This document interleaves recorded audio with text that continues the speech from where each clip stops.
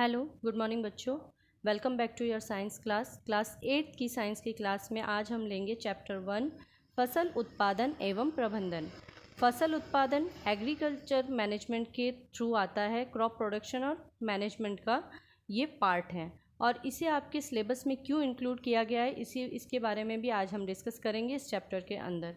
तो आज देख लेते हैं इस चैप्टर के अंदर आपको क्या क्या डिस्कस करना है। तो सबसे पहले इंट्रोडक्शन में मैं दे देती हूँ आपको कि इस चैप्टर का फर्स्ट टॉपिक जो हम पढ़ेंगे दैट इज़ फसल।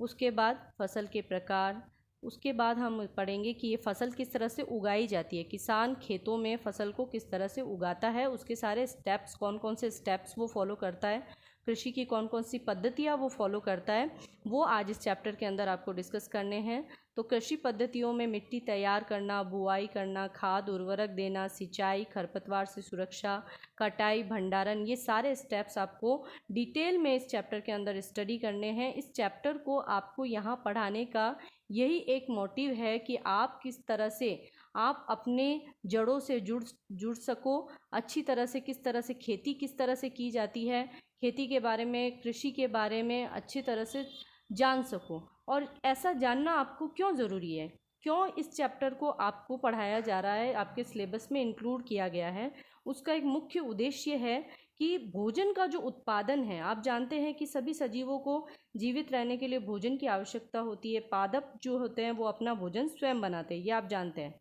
प्रकाश संश्लेषण की क्रिया द्वारा पादप जो है वो अपना भोजन स्वयं बनाते हैं और इसी के साथ साथ जो जंतु होते हैं वो अपना भोजन स्वयं नहीं बना सकते, तो वो जंतु जो है वो अपने भोजन के लिए पादपों पर निर्भर रहते हैं। ये आप जानते हैं, ये आपको क्लियर है, ये आपने छोटी क्लासेस में बहुत अच्छे से पढ़ लिया है कि जो प्लांट्स होते हैं, हरे पादप जो होते हैं, वो सूर्य की ऊर्जा, कार्बन डाइऑक्साइड, जल आदि लेकर प्रकाश संश्लेषण की क्रिया में अपना भोजन स्वयं बनाते हैं, जो कि कार्बोहाइड्रेट के रूप में बनता है और जो स्टार्च के रूप में पौधों में संग्रहित होता है। उसी भोजन को अन्य जंतु जो होते हैं वो क्या करते हैं, ग्रहण करते हैं और उसी से अपनी ऊर्जा को प्राप्त करते हैं।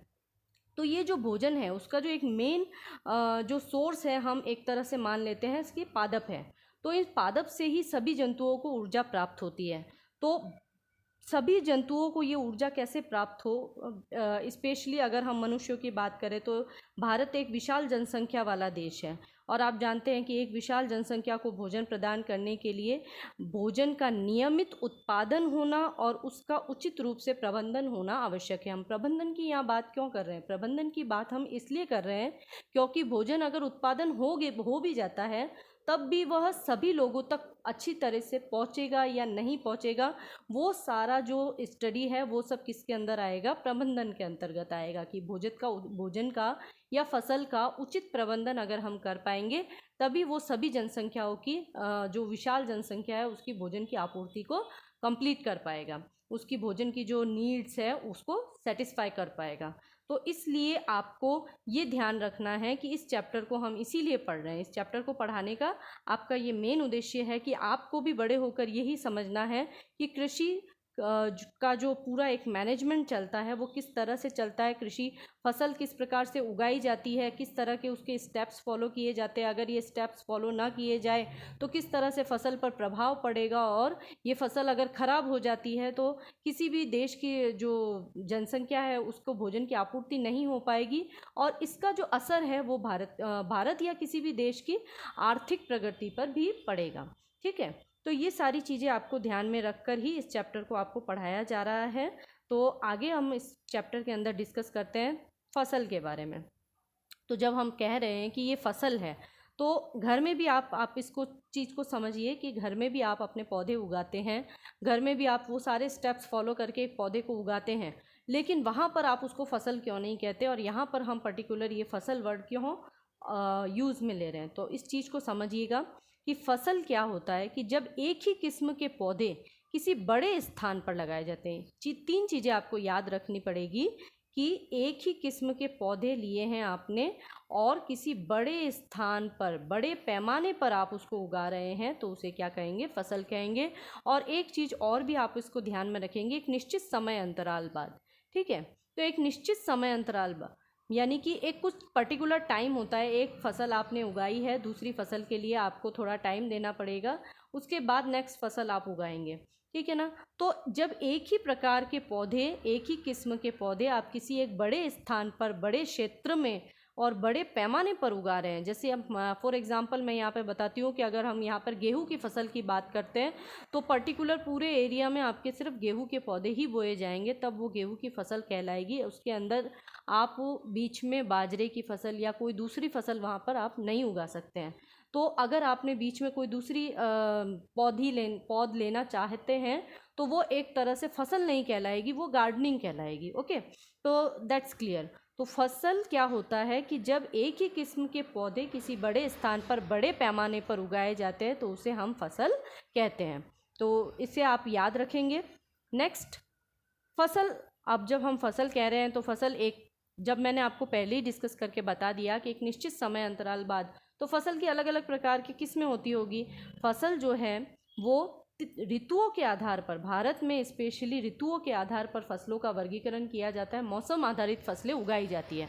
ठीक है, तो भारत में जो मौसम आधारित फसलें हैं वो मुख्यतः 3 प्रकार की होती है: रबी की फसल, खरीफ की फसल और जायद की फसल। ठीक है, तो ये आपके लिए क्लियर है। वापस से एक बार ध्यान रखिए कि मौसम आधारित फसलें भारत में उगाई जाती है। तो स्पेशली जो ये चैप्टर आपका चल रहा है, इस चैप्टर के अंदर आपको यही पूछा जाता है कि फसलें कितने प्रकार की होती है या भारत में मुख्यतः कितने प्रकार की फसलें उगाई जाती है। तो आपको यहाँ पर ध्यान रखना है, भारत में 3 प्रकार की फसलें उगाई जाती है और मौसम आधारित, ऋतु आधारित फसल का वर्गीकरण किया जाता है, जो कि पहला है रबी की फसल, सेकंड खरीफ की फसल एंड थर्ड है जायद की फसल। ठीक है, अब चूंकि मैंने आपको ये डिस्क्रिप्शन में पहले ही बता दिया कि ये मौसम आधारित फसलें हैं, ये ऋतुओं पर आधारित फसलें हैं, तो देखिए यहाँ पर आपको ऋतुओं का विशेष ध्यान रखना पड़ेगा जब भी आप इसकी बात करते हैं। तो रबी की फसल जो है वो स्पेशली शीत ऋतु में उगाई जाने वाली फसल है। कब उगाई जाती है? शीत ऋतु में। ठीक है, तो ये आप याद रखेंगे, रबी की फसल शीत ऋतु में उगाई जाने वाली फसल है। स्पेशली शीत ऋतु, अब आप जानते हैं शीत ऋतु कब होती है भारत में? स्पेशली शीत ऋतु कब होती है? अक्टूबर से फरवरी तक होती है, ये आप जानते हैं। और अब आपको याद नहीं रहता है तो उसको याद करने की एक ट्रिक भी है, आप उसको इस तरह से याद रखेंगे जैसे आपके मेन, स्पेशली 2 मेन बड़े त्यौहार भारत में मनाए जाते हैं, एक होली और दिवाली। ठीक है, तो होली और दिवाली जो है, होली ज़्यादातर गर्मियों के एंड में आती है और जो दिवाली होती है, सॉरी माय मिस्टेक, जो होली होती है वो गर्मियों की शुरुआत में आती है और जो दिवाली होती है वो सर्दियों की शुरुआत में, यानी नवंबर के आसपास, अक्टूबर के आसपास आती है। तो आप वो याद रखेंगे। तो रबी की फसल जो होती है वो दिवाली के आसपास की फसल है, तो आप उसे इस तरह से याद रखेंगे। ठीक है, तो दिवाली के आसपास ये बोई जाती है रबी की फसल, तो अक्टूबर से फरवरी तक की ये फसल है, दिवाली के आसपास बोई जाती है और होली के आसपास इसकी कटाई की जाती है। इस चीज़ का आप याद रखेंगे स्पेशली। ठीक है, तो ये चीज़ आपको याद रखनी है और इसके एग्जाम्पल आपको याद रखने हैं। देखना, गेहूँ, चना, मटर, सरसों, अलसी। यहाँ पिक्चर्स में आप देख पा रहे हैं क्लियरली, गेहूँ, चना, मटर, सरसों, अलसी। ठीक है ना, तो ये आप याद रखेंगे। इसके एग्जाम्पल मोस्ट इम्पॉर्टेंट है, बार बार बता रही हूँ कि ये एग्जाम्पल आपको बार बार पूछे जाते हैं, तो आप इसे इस तरह से याद रखेंगे। और दूसरा मैंने आपको तरीका बता ही दिया है कि आप होली के टाइम, आपको पता होगा गेहूं की फसल जो होती है वो आप देखना होली में पका के खाते हो, है ना। होलिका जलती है जब, आप उसमें होली के दाने में पका के आप उसको खाते हो, तो उससे आप इसको ट्रिक से याद रख सकते हैं। तो रबी की फसल जो है स्पेशली शीत ऋतु में उगाई जाती है। इस फसल को देखिए, तापमान कम चाहिए इसलिए शीत ऋतु में उगाई जाती है। मैं बार बार रिपीट कर रही हूँ, तापमान कम चाहिए इसलिए शीत ऋतु में उगाई जाती है। ठंड में उगाई जाने वाली ये फसल है, इसको कम तापमान की आवश्यकता है, पानी कम चाहिए, वर्षा कम चाहिए। ठीक है, तो इसलिए ये शीत ऋतु में उगाई जाती है, अक्टूबर से फरवरी के बीच में उगाई जाती है। गेहूँ, चना, मटर, सरसों, अलसी, ये इसके एग्जाम्पल्स हैं। फिर देखिए नेक्स्ट कौन सा आता है, नेक्स्ट है खरीफ की फसल। तो देखिए खरीफ की फसल जो है वर्षा ऋतु में उगाई जाती है। अब वर्षा ऋतु कब आती है, भारत में वर्षा ऋतु कब होती है उसको ध्यान रखिए। भारत में वर्षा ऋतु जो होती है वो जून से सितंबर तक के बीच में होती है। आप जानते हैं जून के बाद बारिश स्टार्ट होती है और लगभग सितंबर तक चलती है। ठीक है, तो स्पेशली खरीफ की फसल को पानी की बहुत ज़्यादा ज़रूरत है। इसका एग्जाम्पल आप देख लीजिए, एग्जाम्पल याद रखेंगे तो आपको सब याद रहेगा। खरीफ की फसल जो है वो धान कहते हैं चावल को, ठीक है। तो चावल जो बोए जाते हैं ना वो स्पेशली पानी में बोए जाते हैं। खेतों में पूरा पानी भरा होना चाहिए जब उसके चावल के सीडलिंग्स जो होते हैं, छोटी छोटी पौधों को अलग अलग जगह पर रोपा जाता है, ठीक है। तो ये चीज़ आप याद रखेंगे तो एक फसल अगर आप याद रखते हैं तो आपको पूरी फसल का पूरा डिस्क्रिप्शन याद रहता है। चावल की फसल खरीफ की फसल है और ये स्पेशली वर्षा ऋतु में उगाई जाती है। इस फसल को बहुत अधिक तापमान, बहुत अधिक ह्यूमिड क्लाइमेट चाहिए, यानी कि आर्द्र जलवायु चाहिए। बारिश बहुत अच्छी होनी चाहिए, तापमान उच्च होना चाहिए। जून से सितंबर के बीच में ये उगाई जाती है। मक्का, सोयाबीन, मूंगफली, कपास, ये सभी आप देखेंगे कि वर्षा ऋतु की फसल है। आप जानते हैं बारिश में ही आप मक्का खाते हैं, आपको पता होगा, है ना। तो ये सभी वर्षा ऋतु की फसल है। वर्षा ऋतु की फसल को हम खरीफ की फसल कहते हैं। तो दोनों में डिफरेंस क्लियर हो गया। रबी की फसल जो है वो ठंड में उगाई जाती है, वो शीत ऋतु की फसल है। खरीफ की फसल जो है वो वर्षा ऋतु में उगाई जाती है।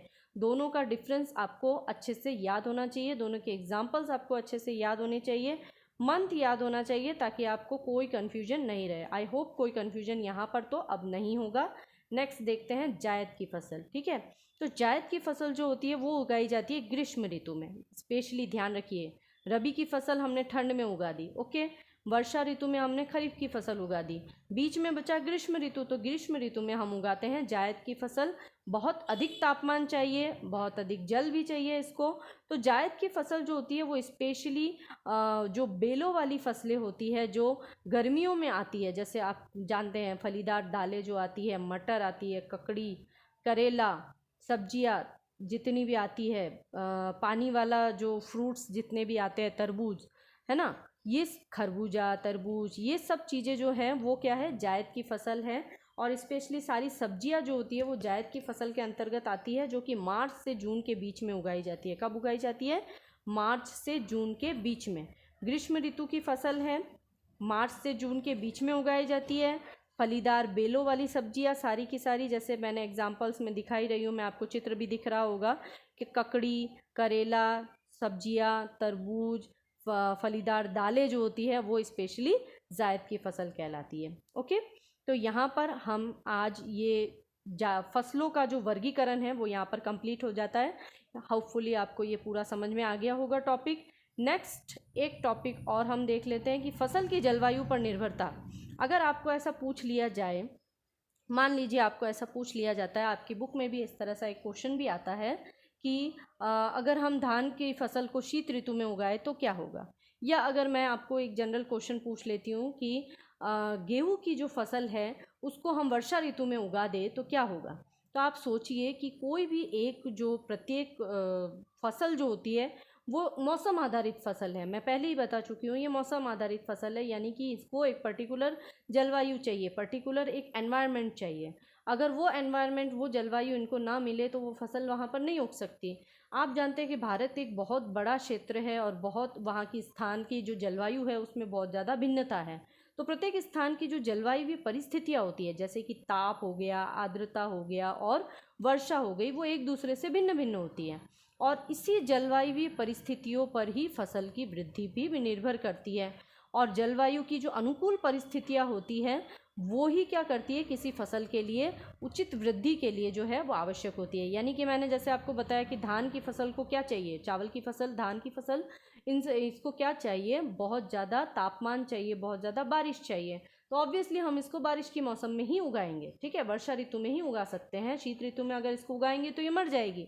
इसी तरह से गेहूं की फसल को अगर हम शीत ऋतु में ना उगाकर वर्षा ऋतु में उगाए, क्योंकि इसको जल की आवश्यकता कम है, तो वर्षा ऋतु में तो जल ही जल होगा, और इसको हम अगर उस वक्त उगाएंगे तो ये ऑब्वियसली मर जाएगी, उचित वृद्धि नहीं ले पाएगी, ठीक है।